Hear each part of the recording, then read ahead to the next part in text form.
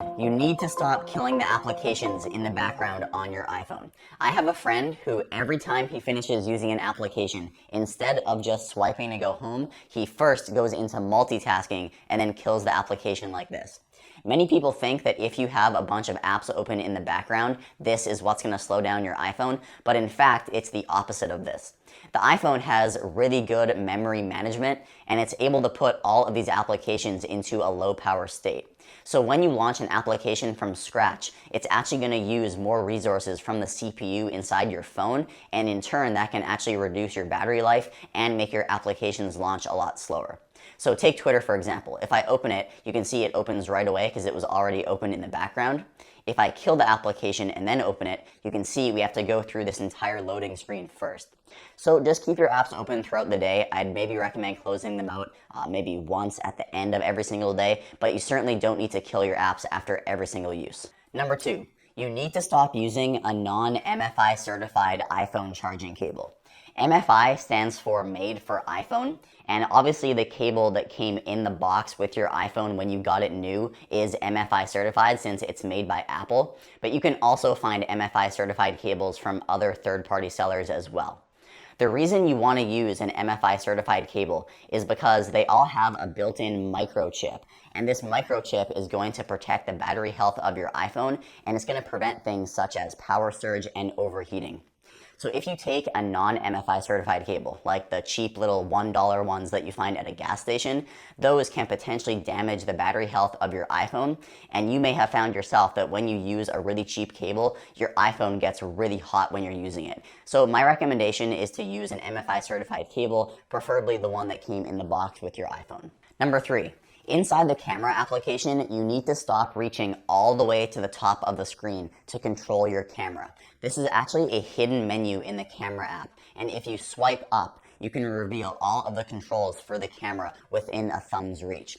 So everything that you want to control in the camera is here. So flash, live photos, photographic styles, aspect ratio, exposure control, timer, filters, and also RAW. So there's absolutely no need to reach all the way to the top of your iPhone. With a simple thumb swipe, you can have all of the controls available to you in the camera app right here. Number 4, you need to stop allowing applications to access your location all the time. I'd recommend going into settings and then click on privacy and security and then location services at the top. So check for any applications in here that are using your location always. So the only one that I have is weather. And that's because when I'm on my home screen, I always want to see the latest weather data. I was really surprised when I looked at my friend's phone just how many applications were using his location all the time. Not only is this a privacy issue, but it can also drain your battery as well, because the GPS is always running on your iPhone, which can drain your battery a lot more. So whenever you open a new application on your iPhone, some people mindlessly click on always allow for location, but you actually have to stop and think, does this application need my location all the time? So again, I'd recommend going into location services settings and checking which applications are getting your location all the time. Number 5, you need to stop closing all of your Safari tabs individually. So every now and then you'll open up Safari and realize that you have a bunch of tabs open. And the first thing people will do is start swiping one by one to close all of their tabs. But there's actually a much easier way to do this inside of Safari.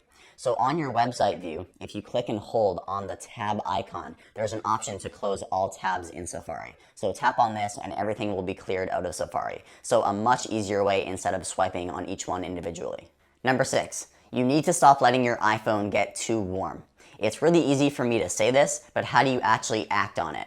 Well, there are a few things that I do, and some of them may be a little bit crazy, but here is what I do to prevent my iPhone from getting hot.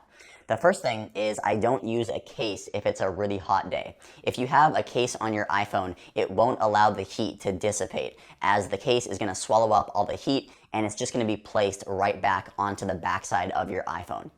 The next thing is I try not to charge my iPhone when it's too warm. So for example, in my car, I have a dashboard mount, and sometimes the sun is shining directly on my phone. And when my phone is really warm in that scenario, I try to avoid charging. There are also other scenarios where I try to just keep my iPhone out of direct sunlight. Now, you may laugh at me because this was a bit extreme, but the other day I was at a football game and the sun was shining on me from the right side. And I switched my iPhone from my right pocket to my left pocket just because I didn't want my iPhone to get too warm.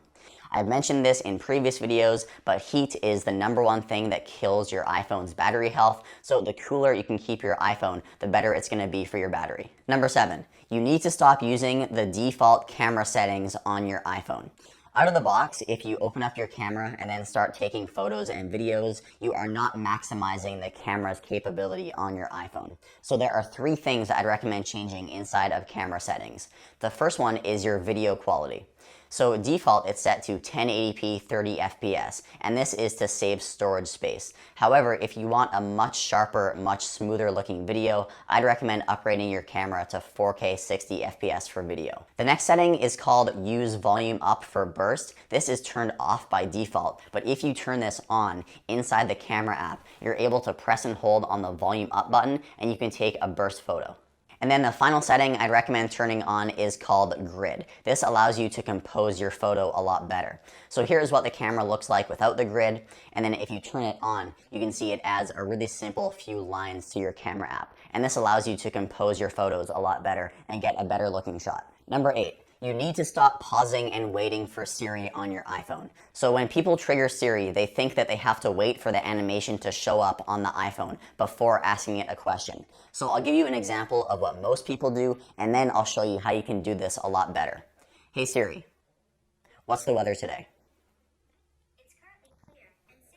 So in that example, I waited for the animation to show up, and that's what most people do. However, you can actually ask Siri a question in one fluid sentence without stopping. Hey Siri, what's the weather today? It's currently clear and 6 degrees. Today's high. So if you do this, this is going to make interacting with Siri and asking your phone questions a lot faster. Number 9, you need to stop downloading each song manually in Apple Music. So it can be very annoying if you forget to download a song or an album and then you take your iPhone offline and then you're not able to listen to that song. So most people think the only way to download something in Apple Music is to click on the menu icon and then click on download. However, there's a toggle that you can turn on in Apple Music settings, which will download everything automatically for you.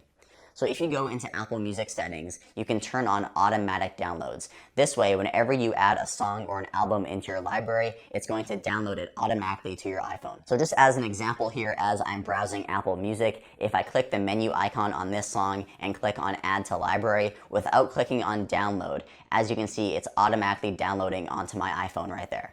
And finally, at number 10, you need to stop leaving your iPhone on all the time. I'd recommend turning your iPhone completely off at least once per week. Doing this can make the performance on your iPhone a lot better, and it can also clear up some storage space on your iPhone, because every time you reboot your phone, it's going to clear out all of the cache in some of the applications on your phone.